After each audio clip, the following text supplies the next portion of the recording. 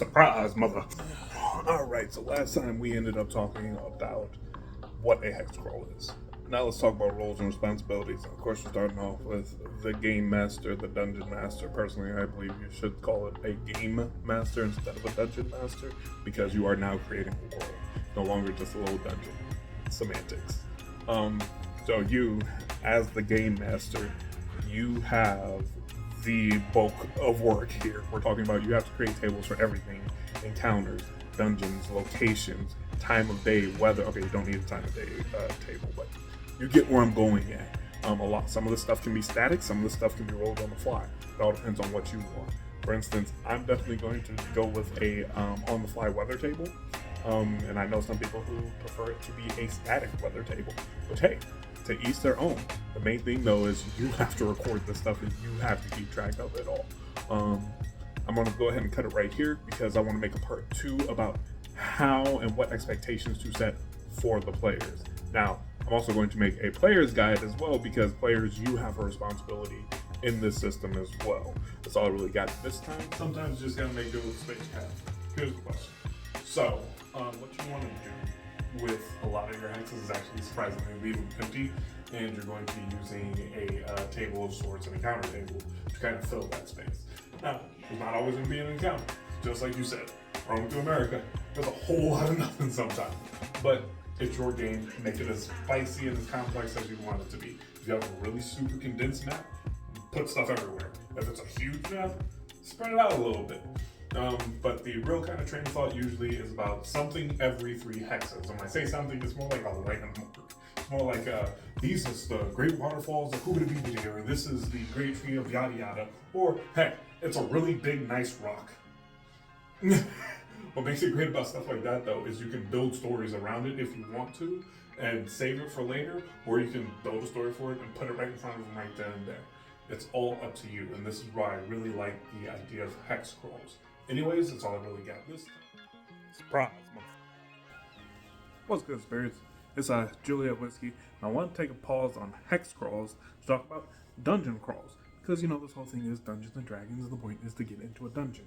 Now, in the process of looking at hex crawls, I came across the old school way, apparently, to run dungeon crawls, which makes so much more sense. There's supposed to be rules with this stuff, folks. Like, a turn takes 10 minutes. So your party makes a choice, and that choice takes 10 minutes. You keep track of time that way. It makes it more pressing. It makes it more hard. It makes it more of a resource management game, which is part of it.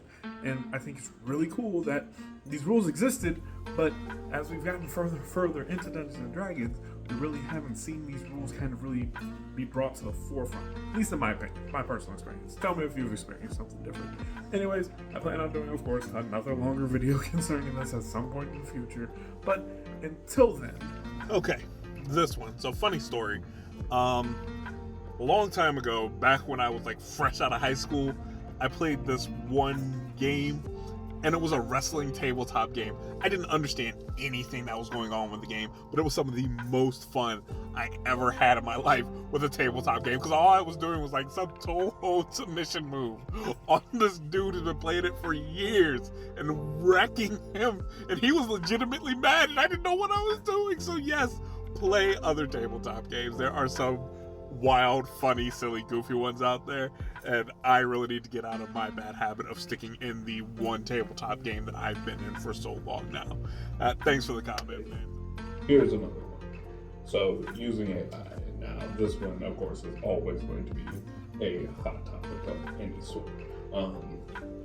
Really, I don't disagree with it. If you're looking to scratch that itch, do it any way that you can. To be honest, I use AI to help with a lot of the kind of broader strokes of stuff, like just kind of general ideas, especially when creating campaigns and stuff. I apologize, I'm not coming with the same energy that I always have. I'm just exhausted today. Anyways, thanks for leaving a comment. Hopefully we can talk some more. And just remember, y'all, surprise, motherfucker. What is good, spirits? It is Juliet Whiskey, and I'm coming to you now to actually make a hard pivot. I know the next video was supposed to be a video concerning player responsibility, but something just happened that really just kind of jacked with my whole system here. So I finally got started on working on the actual hex map itself and started using the actual tables and all these fun jazzy things. You know, we got the 2 different species. We have my rat kingdom at the top. We got my raccoon bandits down to the right. My wife and kid help me with these factions. It's great. It's hilarious. And so I get the table built. Everything's hunky dory, and I go to create the combat encounter, and that's when I run into a problem. There aren't rat folk in the DMG, the PHB, or the MM, Monster Manual, Player Handbook, or the Dungeon Master's Guide. What? And so immediately I'm like, wait a minute. There aren't rat folk. There aren't raccoon bandits that I can use. These are custom classes. These are custom monsters. I haven't worked with custom creatures yet.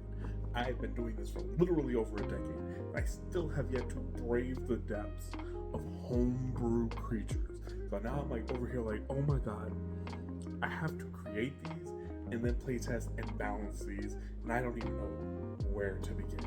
Really, I just came on to vent tonight and say, hey, other DMs, what's your experience with this? Have you run into this problem? Is this how we all end up doing the homebrew creature creation kind of shenanigans? You're doing something and all of a sudden it blows up in your face? I don't know. You tell me. Anyway, I know I'm tired and I haven't actually made content. I'm just making sure that I continue to speak to y'all. I don't have anything new tonight. I'm tired. I've done a lot of creation over the past few days. There's a lot I want to talk about. There's a lot I want to do more of. Like I can't wait to actually sit down and show you all the map and actually do like a full breakdown video. Oh, speaking of YouTube, so I have a YouTube channel. Ben had a YouTube channel, but I've essentially kind of compiled all this week's TTRPG stuff into a compilation video for you to go check out and watch if you want to. So thank you for the support. I appreciate the actual growth, and I appreciate y'all hanging out with me and talking to me. It's really been fun. So I really got, and remember, you always need a little bit of whiskey in your life.